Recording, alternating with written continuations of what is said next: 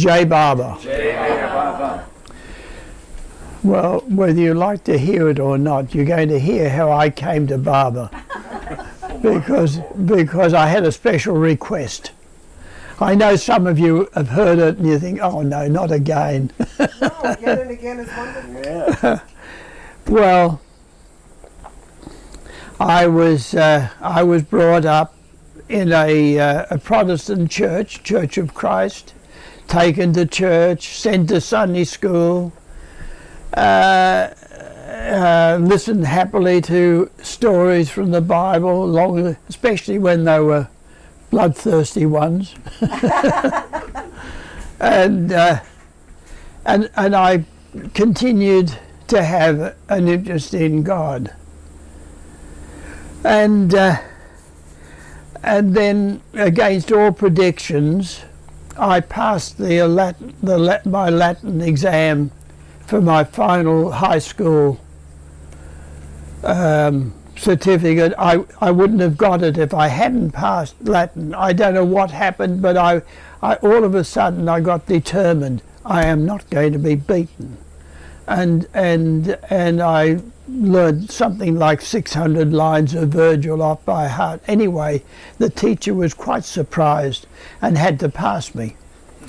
And as a result, when I was discharged at the age of 21 from the services after the Second World War, the government, because I had the high school certificate, they offered me to go to university and be paid £2 a week.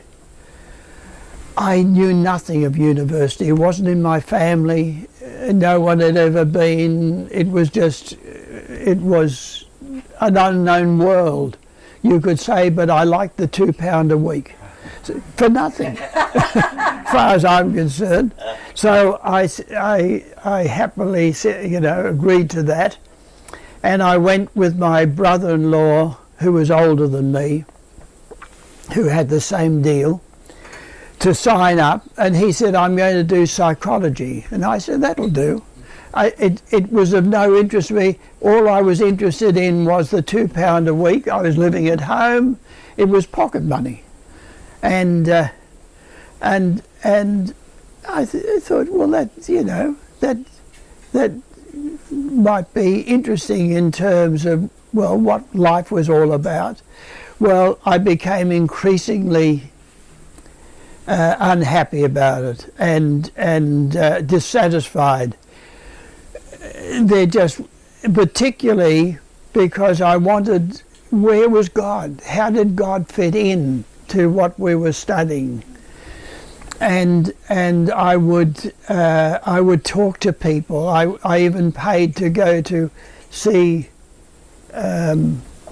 psychoanalysts, psychiatrists that I'd heard about, and ask them, do you believe in God? What was the basis of your advice to people? And they just pitied me. And that's about all I can say. They were nice old men. To me, they were just old men who obviously didn't know anything. And so I became more and more desperate. I got to know an artist who was older than me, but a friend of my sister and my brother-in-law. They were mixing with artists and writers and whatnot, poets. And this man was Oswald Hall. And as it happened, I didn't know, and he didn't inform me, but he knew of Meher Baba. And we got talking, and he then gave me a book, Ramakrishna and Vivekananda. And for the first time I thought, oh my God, this is incredible. This is almost in my lifetime. It wasn't Jesus remote 2,000 years ago that I hadn't been able to feel that that I had any real feeling sense of him. And so apparently I must have passed the test, dear Oswald, because then the next thing he did was to introduce me to the Sufi Society, which had been established by Inayat Khan. You all know, well, very briefly. That was established in Europe.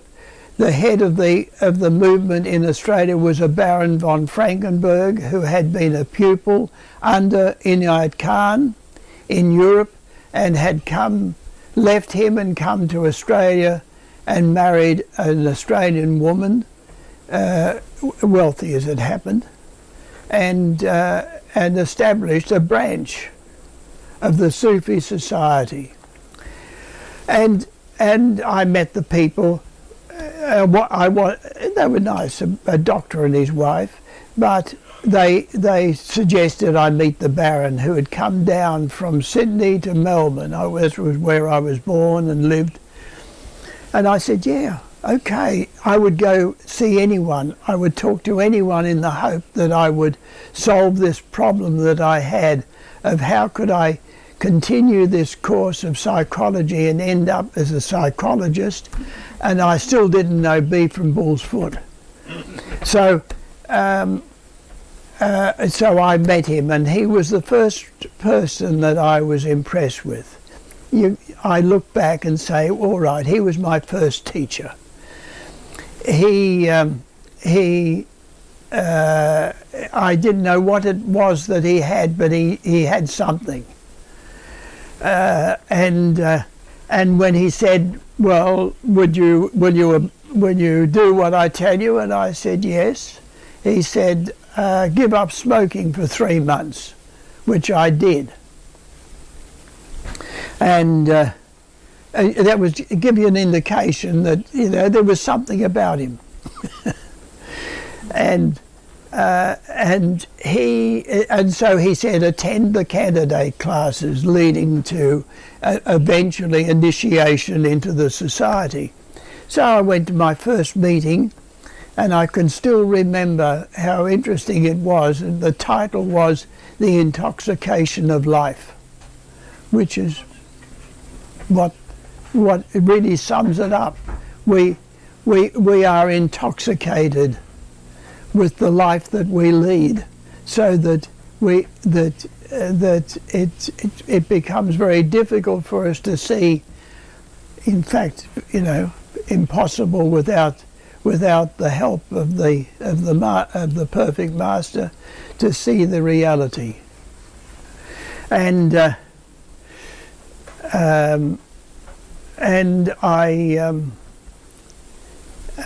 the end of the meeting, somebody, I don't know who, but somebody thrust a little thin book into my hand and said, you might like to read this. And again, I would read anything, so I took it. I took it home and opened it. As it happened, it was the second volume of the 5-volume set of discourses by Baba. And interestingly enough, it was on the ego and sanskaras, and of course it was psychology. So I sort of thought, God, this, and it was not only psychology, but psychology taken to a God level, and I was happy. And that was the beginning. And so I continued in the society. I never got initiated because my interest was Baba. About a year later, Francis came down from Sydney to visit Melbourne, gave a talk, and he then became my second teacher, in the sense that I could see that he had a much greater knowledge of spirituality in all respects than myself, and he was active in this cause that I immediately, as soon as I heard of Baba, and read that he was, or was told, I've forgotten, that he there is only one God, and that one God descends from time to time, and he was the Buddha, he was Jesus, he was Muhammad, and now he's Meher Baba. And I said, oh good, that fixes that. and because of my background with Jesus, it was immediate. It was sort of natural that, right, he's to be loved and served. How can I help? What can I do in expressing the love that now, mind you, let's be honest. It wasn't that I was feeling love. It was, but I was drawn. I never had any difficulty in accepting Baba as God in human form, but it was more like having been told, with a lesson, love and serve. So that's what I had to do. And so that continued with Francis, and then I married. I finished the course, became a psychologist. Still didn't know anything about it, but I passed the exams. And but isn't that interesting? Because of where did I go through? How did I get to Baba? Yes, okay. Francis started to build the house in Sydney, which is now called Meher House, and he started to build it in stone, quarried from where the house was standing, on top of a hill in Sydney called Beacon Hill. I don't know what height, probably 500 foot high. Not in any sense a mountain, but it had a lovely view of quite an extension part of the city and through to the harbour. And I, with my wife at that time, Joan, and the children as they were born, we would travel in old cars to go up whenever I could to help Francis build this house that he hoped that would one day be occupied by Baba, that he would come to Australia and be in that house. And by 1953 I was fed up with Melbourne. It wasn't, the meetings weren't satisfactory to me. I wanted more action. And Francis was there. That he was the only one that was really active, as far as I was concerned. How to get there? Any money that I had, that I was earning, was going into the house that I was helping to build with the help of carpenters in Melbourne to live in, and how. So I had no money, and how to get there, it was a real problem. And I was walking, I don't know why. Why was I walking in the main street of Melbourne? I don't know, but I was walking there, and I met a man about 20 years older than me that I hadn't seen for 5 years. He was one who had also studied psychology at the university after the war, again the same deal, and I remember we knew each other. That's all. And he said, "Oh, Bill, I've just been appointed Director of Army Psychology. Would you like a job as an army psychologist?" And I said, "Oh God, no." The very thought of going back into the army didn't appeal at all. And we parted amicably enough. It was all right. We we only knew each other in a nodding sense, you know. It was just one of the crowd of ex-servicemen that was doing the course. And you wouldn't believe it, but a fortnight later, I'm walking in the same street. Again, why, I don't know. And again, I meet him. Of all the coincidences in a city of a couple of million. And this time, Barbara, in effect, says, "You idiot, get your, get your act straight." And I said, "Oh, would you give me a job as a psychologist in Sydney?" He said, "Yeah, okay." No trouble to him. It was, paid for by the government. All he wanted to do was get staff, get psychologists on board to fulfill his role as director. And so that was, 9 months later, I arrived on the 1st of June. This is my memory. I think it was the 1st of June. Anyway, it was early June in 1954. And I'd arranged to meet Francis, and we'd arranged to meet in a cafe, a coffee lounge in the city. And I can remember walking in and seeing Francis in one of the cubicles. He got up and he came to me and just handed me a piece of paper without any words. And that piece of paper, when I read it, said that males over the age of 16 who love me can be with me in the month of September. And of course, well, I didn't see stars and suns and moons or something, but you could imagine the incredible feeling that I had. What? That I can actually go? Because for the first time I had money. By the time I got to Sydney, I had sold the house that I'd had helped to build. So it meant that when I paid off the debt to the Building Society, I had £700 left over. That was the contribution, you could say, that I had given in helping to build, and I had the money.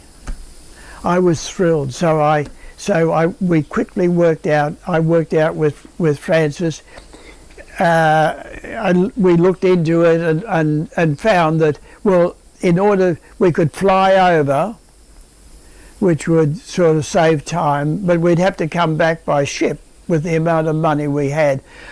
I had enough for myself, half of Francis, and enough left for my wife and children left in a very half-finished house. That was the house that Francis had started to build, very half-finished. But any electricity? No electricity. Outside toilet. And with little no laundry. Running water? Yes. Yeah, we had water. Yeah. Yeah, I know. Looking back, all I can say is that it was amazing how Joan stuck with me, and how hard it must have been. But okay, all I can say was that I would have swum the ocean to get there. All I was aware of was this incredible opportunity of being with this being that I just accepted as God in human form. So I rang the director and said, I want 6 weeks leave. And he said, oh, you're to go to India. Yeah. And you could hear him sort of, yeah. And he said, oh, yeah, all right, well, I'll see. And he rang back. Want some water? He rang back a few days later and said sorry, refused, because as an officer, going to India was something that the army didn't like. What was going on? Why was I going there as an officer? India at the time was friendly with Russia. Okay, politics. And of course I got excited. I just yelled into the phone. I said, look, I'm going to see my spiritual master, Mayor Baba. I'm going, you know, that's it. So he said, all right, Bill, keep your shirt on. I can hear him now, poor man. I mean, he wondered what he'd struck.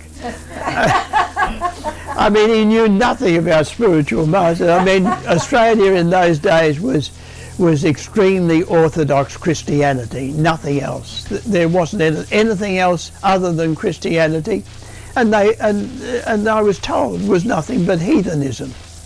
It was black and white, and so he said, yeah, all right, you know, keep your shirt on, and he went to the top man, you know, the general in charge, and they must have said, oh, idiot.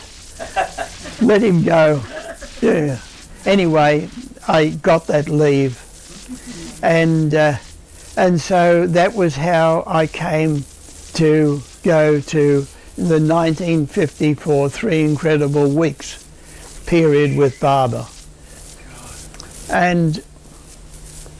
But what was so interesting, not only was it that psychology, which I just only did because over the £2 a week, only because of that did I get that job and was able to make that move. But then later on, when Baba turned the key, which I'm not going into now, in '67 when I was with him, he turned the key, and all of a sudden I got floods of young people and old people coming to want to know about Baba. And I was offered radio, newspaper articles, TV, only because I was a psychologist, sort of. Yeah. If I hadn't been a psychologist, they wouldn't have been the least interested. I would have been just a nutter. But somehow, somebody that was actually earning a living as a psychologist, this is interesting enough to explore. Anyway. So the lesson here is that we should study Latin. What was that? The lesson is that we should study Latin because you have Latin. That's right. All because I passed Latin. Isn't it incredible, the sequence of events?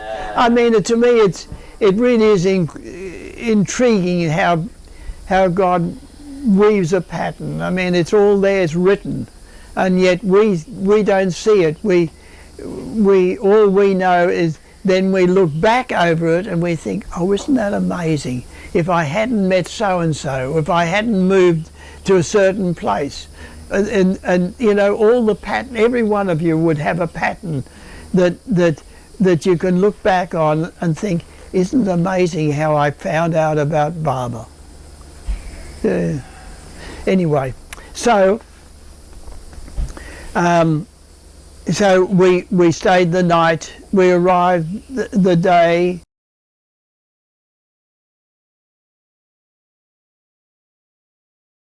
The 10th, which was the day that Baba told us to arrive by, the 10th of September, and we stayed overnight in the hotel. In the morning, we all embarked. You'll see the film. You know, you see us embarking in the bus, travelling by bus, and I mean, the whole thing was, I'd never been out of Australia. Even though I was in the service, I hadn't gone out of Australia during the period, and it was all so amazing. And at the same time, what was foremost was actually seeing this incredible being that I had read about and I was hearing about, but I had never met. And and so during the bus journey, I became aware that apart from John Ballantyne, the other young Australian, we were the only two that hadn't met Barbara before. Everyone else had, including Francis, who was with us, of course.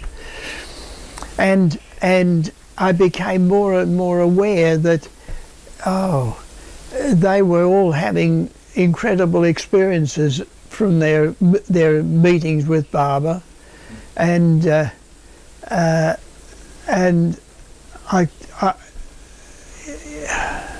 in my as it was, all I can say is that I wondered just what was going on, sort of hearing about experiencing waves of divine love.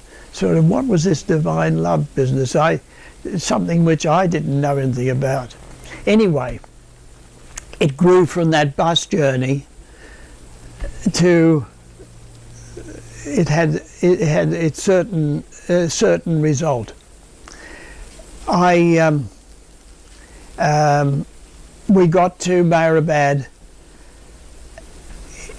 I think about 8 p.m. It was dark, but not completely. And we were taken from the bus. It stopped at the railway line, and we walked up that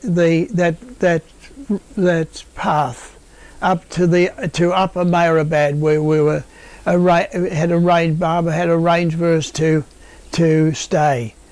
And I can remember now, even now, the feeling of the warmth of the evening, the expectancy. There was something about the air, something about that atmosphere that I could feel. I didn't know what it was. All I'm saying is that I remember that walk and coming to the Upper Maribad, and we were domiciled in the upper floor of the retreat. Those who've been there, you'll know what I mean. And again, it was done so beautifully. There was partitions, a curtain between each bed, a very comfortable, good-sized bed with a little table. At the time, it didn't occur to me, but then, with reflection, I realised how he was the perfect host, how beautifully everything was arranged. It was all organised. And was I supposed to drink I this? wish you'd drink it and put it down. Oh. Sorry.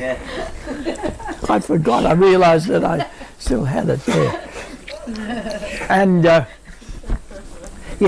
and so in the morning of the 12th, then we were loaded into 2 station wagons, and we were taken into Naga, to Wadia Park, which in those days was a large open area, a park area, and when we arrived before 9 a.m. There were crowds of people with bullock carts. I don't remember. Excuse me. Very few cars. I don't remember.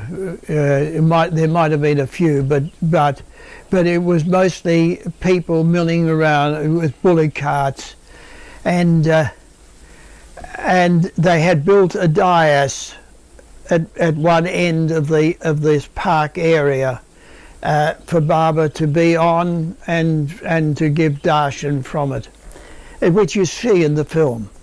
And what I remember was being on that dais, and then a cry went up, "Barbara's coming," and I went to the edge, the right-hand edge of the dais, the platform, And I looked down, and the car happened to stop just below me.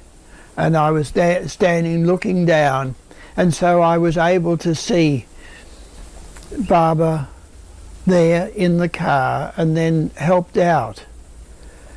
And in contrast to so many others that had seen him, I can only say honestly that nothing happened. I was fascinated. I was riveted by the figure, but I didn't swoon, I didn't burst into tears, I didn't see light.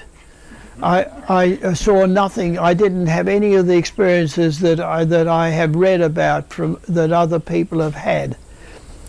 But how would I put it? That figure stayed, and that was the figure that when I saw him being helped out, when Papa Jesawala, Erich's father, was helping him with his hand on his arm, and the way Baba just sort of touched it with a glance, sort of like appreciative glance, but so simple and natural, and I'm all right, I don't need it. And then walking through in such a natural way, and yet all I could think of was, yeah, that figure, I'm going to follow that. That I was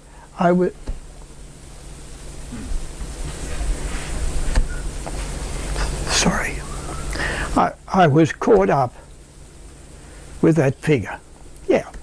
And then he went into the people that were waiting at the end of the dais. There was a little crowd there, and he disappeared. And the next thing I know, he's come up on the platform, on the dais, and he's seated in it was an easy chair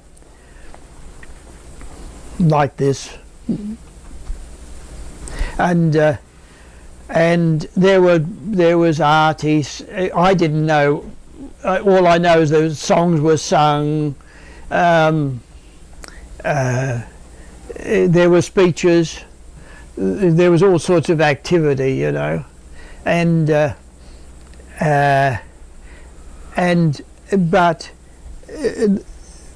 the next thing I remember vividly was we were seated. Myself and the other 17 men were seated on chairs. I could have sat on the floor easily, but most of them were, all except John and I, were older people, and one was 75. Will Backett was 75 at the other time. Others were 60, 50, 40s, you know, that sort of thing, and we were seated in an arc behind Baba, about 10 or 12 feet. And I can remember, as it happened, I was directly behind Baba's chair, and I could see. For some reason, I focused. I was looking at the figure, and I focused on his pigtail, tucked into the collar. Isn't it funny? That's what I remember. I thought, hair tucked in, which is sort of was unusual for me in Australia, and the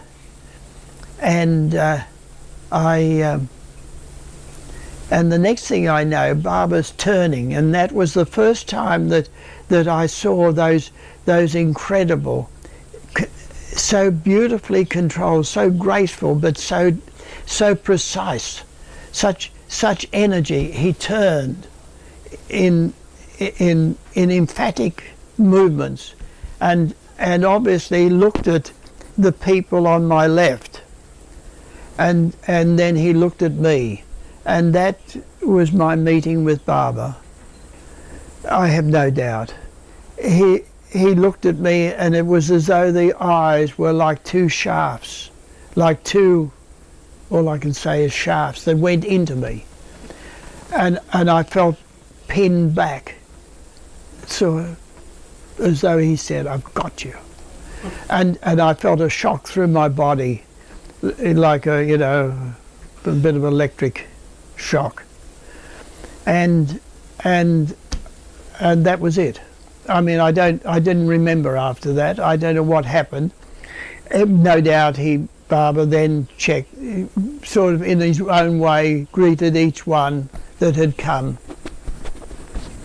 And the next thing I remember was Baba sitting on the edge of the dais and starting to give darshan to the multitude, so many thousands that had come. I've heard various figures. Up to 70,000 was the figure that I've heard given.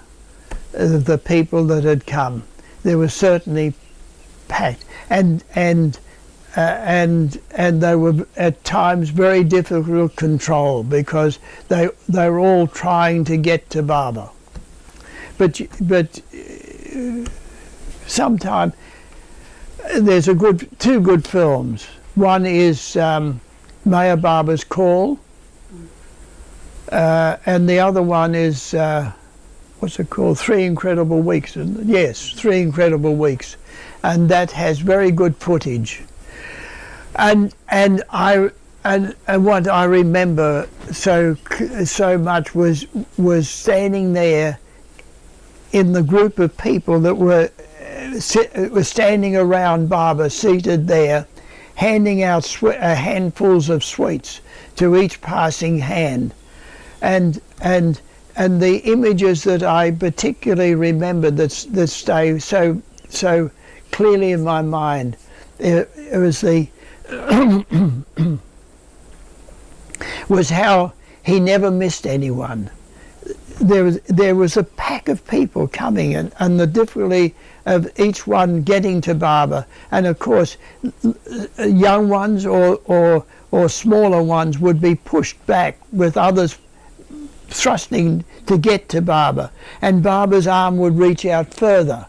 He never missed them. That was one thing that I remember so clearly, and again how it was so delightful when somebody would come before him that obviously was not just somebody seeking, just being there, getting whatever blessings they could get in the hope of a better job or more children or whatever, but somebody that loved him, and how Baba would stroke their face and have words with them, gesture, some little gesture, so touching. And again, another image that was so sharp. I can remember thinking, oh my God, his back as he was there on the edge of the dais and reaching out. His back was like a perfect bow. The back, somehow, that's how I remember it.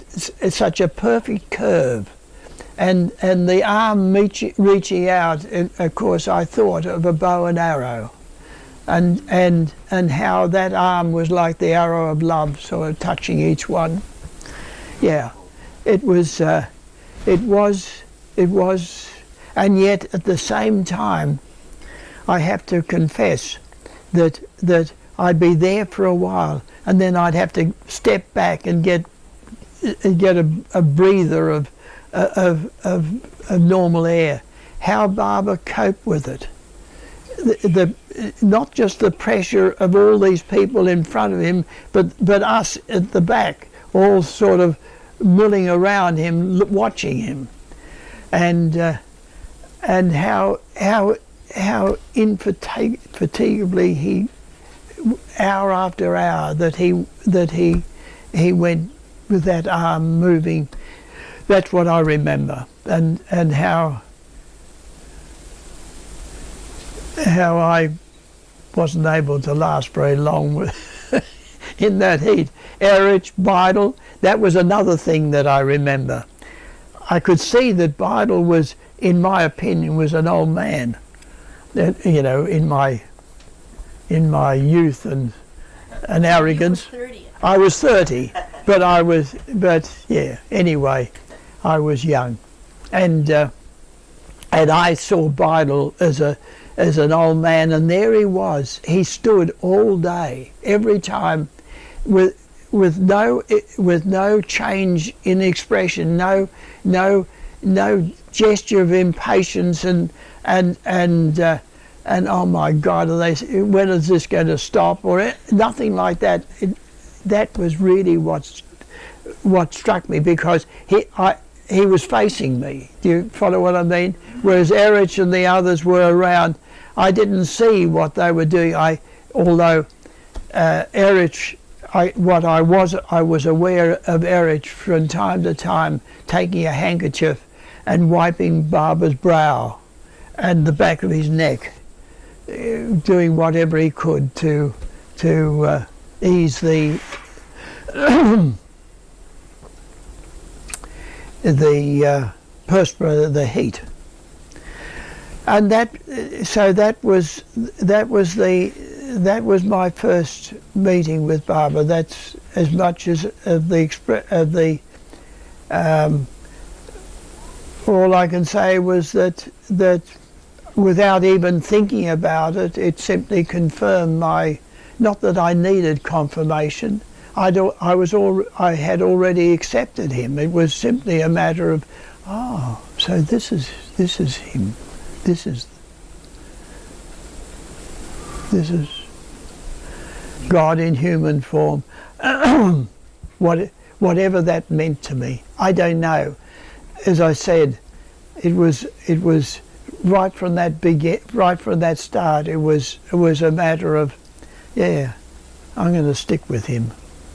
And so that the first during the day following the darshan program,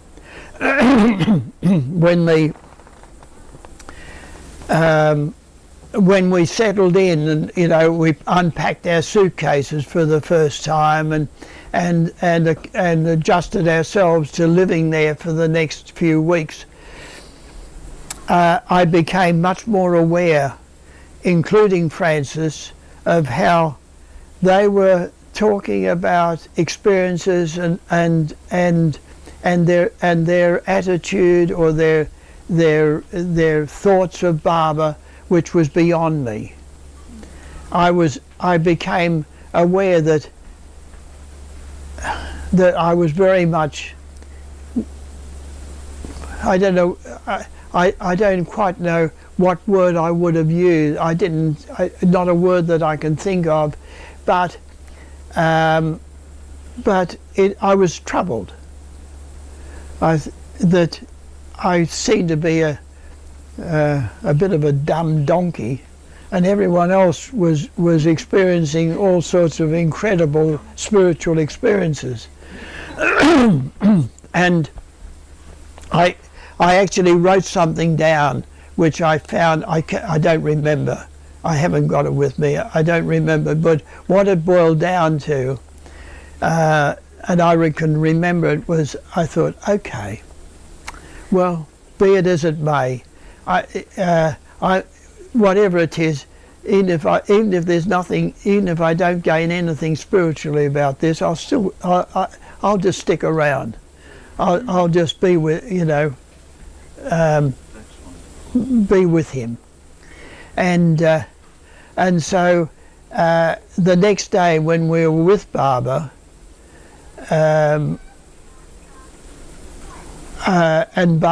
towards the end of the day, there was you'll see it in the film.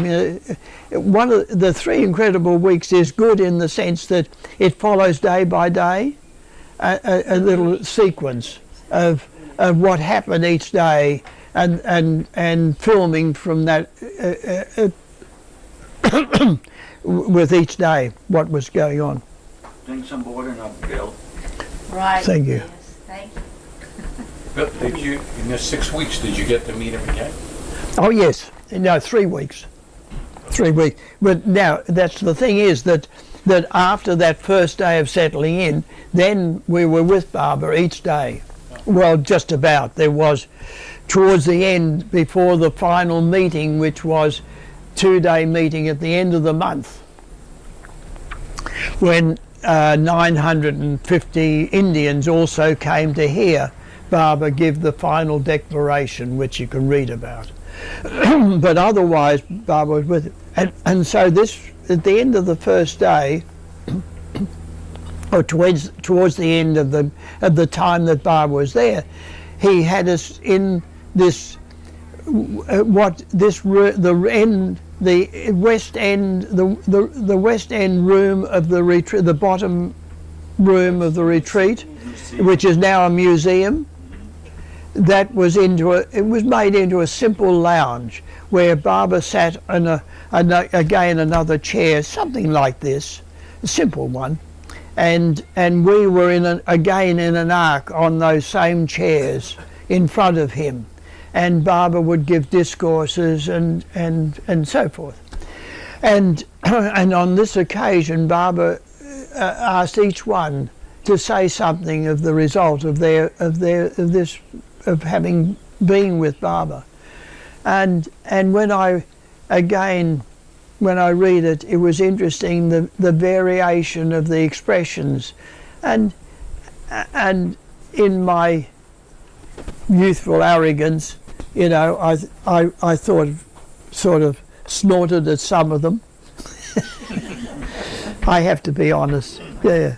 And others. Now, Francis, for example, just simply said, "I want God realization," and I thought, and that to me was sort of again foreign. I didn't know anything about this God realization. I mean, I read about it, but I didn't know anything about it. And when it was my turn, I'm sorry for my throat. When it was my turn, I tried to say to Baba that I wasn't. It didn't matter that I didn't gain anything, that I didn't have, as it were, any experience. I just wanted to be there, or be with him, and he answered, and the answer that he gave was, you know, that well-known one: "He who expects nothing receives everything." And that was the next little contact that I had with Baba, short. Otherwise, I was with him, and I, being a sort of a serious student at the time, I took notebooks with me and pencils, and I wrote everything down that Baba dictated during those periods, and that's all at the back of my book, the appendix of the book that I wrote, The Turning of the Key, and so I was a very diligent student, you could say. And then one day, in the interview that I had with Baba, that perhaps I should cover. How am I going? It's good. I've got time. After the initial day, Baba then gave interviews to each of us, and in our case, the three Australians came together: Francis, John Ballantyne, the other young Australian, and myself, and we came into that west room, and as we came in, Baba gestured to Francis, "You brought me 2 jewels," and that was such a beautiful way Baba had of immediately putting one at ease and thinking, "Oh, thank God, it's, you know, it's sort of I'm okay," you know, and you immediately feel included, embraced, at home, and accepted. And at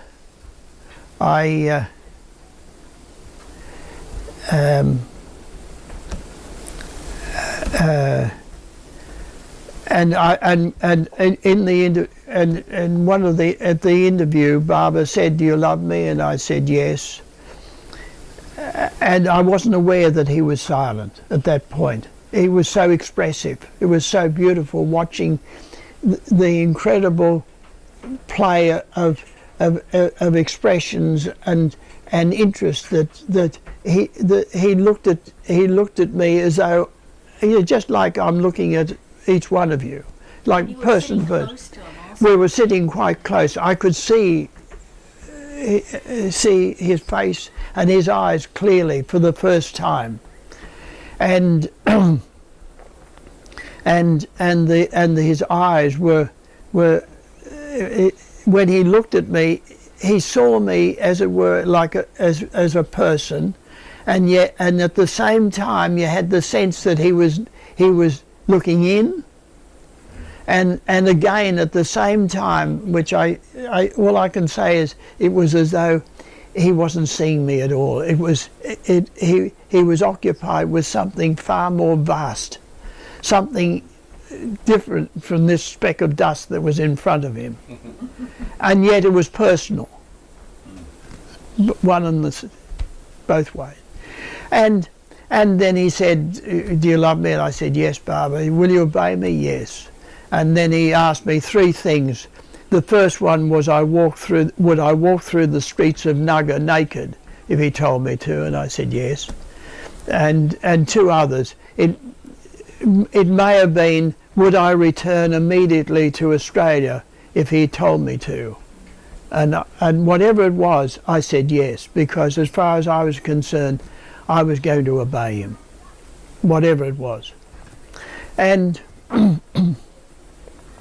and the interview, that was when he told me for the first time to spread his name and message, to get busy, and amongst the things, there were various things which I won't go into, but one of them, which was the most interesting, was, well, to me, in looking back, was that he suddenly looked at John. Now, Francis was in the middle, I was on Francis's right, and John Ballantyne was at the end, and John was new to Barbara, very new. He worked and he had money.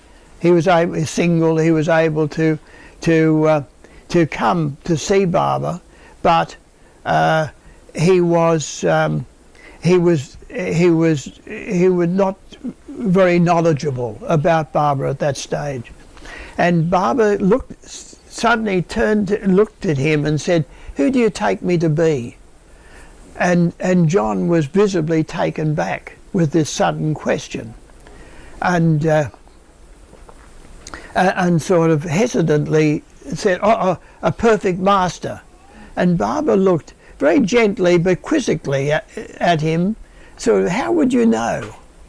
And I think, my God, yes, for the first time, it was, here I was saying, "Oh yes, he's God," but how would I know? And while I'm digesting that and thinking, what an interesting point, Barbara suddenly looks at me and asks me the same question. And to this day, I have no idea where it came from. It just came out of me. There was no conscious thought whatsoever. I said, "You are my ideal. You are what I'd like to be myself."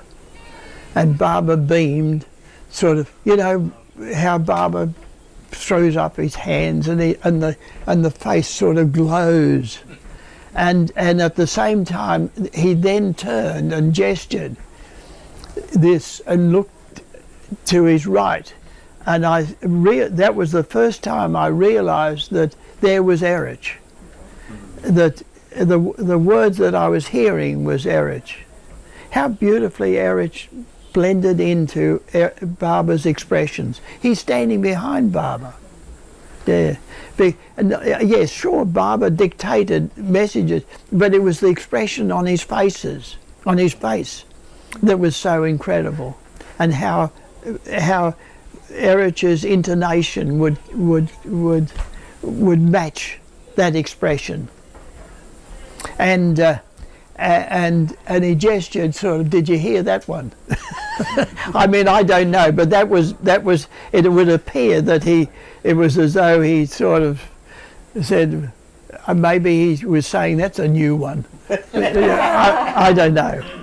Anyway, it was that was the interview, and then how are we going? Will I get to the tomb? 5 minutes. Get to the tomb. Yeah. I'll get. Okay, I'm in the midst of copying down Barbara's dictation, and suddenly Barbara stops, and I look up as I would. I mean, it wasn't dictation all the time. There was periods where, definitely we could just look at Barbara, and Barbara stopped, and then he pointed like this to John and I, where we're sitting together. And Barbara gestured, "These two lads have a love for truth." And then he directed that we were to sit in the tomb at midnight for half an hour, and that we were to, everything was to be shut, that we were to sit still, not move, have our eyes open, and inwardly take his name, Barbara. And so we said yes, right. So the time came, and Francis led us down from where we were sleeping with a lantern. There was no electricity in those days. There were no cars, no animals. There were no people wandering around. Mehrabad was not the Mehrabad that we know now. God, what a contrast. Yeah, completely chalk and cheese. And and Francis led us down. We went into the tomb at midnight, and I sat on the edge of the crypt where Barbara's body subsequently lay, with my legs over the edge. I sat on the edge, in other words, and I sat as I normally do, like this. And Francis closed the doors. The windows were all closed, and all of a sudden, it was absolutely black, pitch black. There wasn't a chink of light. There was not a sound. There was nothing, and that's what I experienced. That I was suddenly alone. I had nothing. There was nothing. I was nothing in it, nothing in myself. And I had no idea what to say. It always continues to it becomes very difficult for me to explain my state. Yes, a psychologist can say that I panicked at that moment, but it wasn't panic. I wasn't fearful of the dark. It wasn't that I was afraid, physically afraid, but it was as though I was alone in the universe, and I had no anchor. That I didn't even have myself to hang on to, as it were, to know that I was that I was there, and you could say, perhaps you could say, I froze. I didn't move. I kept my eyes open, but I was unable to take his name. The mind just wasn't there. And so Barbara the next morning said, "Did we do it?" And we said yes. He said, he gestured to me, "How was it?" And I wasn't able to explain. I was extremely inarticulate in those days. I wasn't accustomed. I was brought up, all I can say is in an English fashion. We didn't talk about our thoughts and feelings. at home. It was a loving household. My parents were they were seekers. They met Baba subsequently, but we never discussed these things, and I was inarticulate anyway as it happened, and so I didn't know what to say. I in effect said nothing, and Baba then gave this message, which I'll give. Baba then asked if we were prepared to carry out what he asked for 7 nights, and I said yes. John didn't feel anything. I mean, he said I didn't feel anything. I was not even aware of John. I had no idea. I wasn't aware of anyone or anything in that tomb with me, but that atmosphere closed in on me. Yeah. Anyway,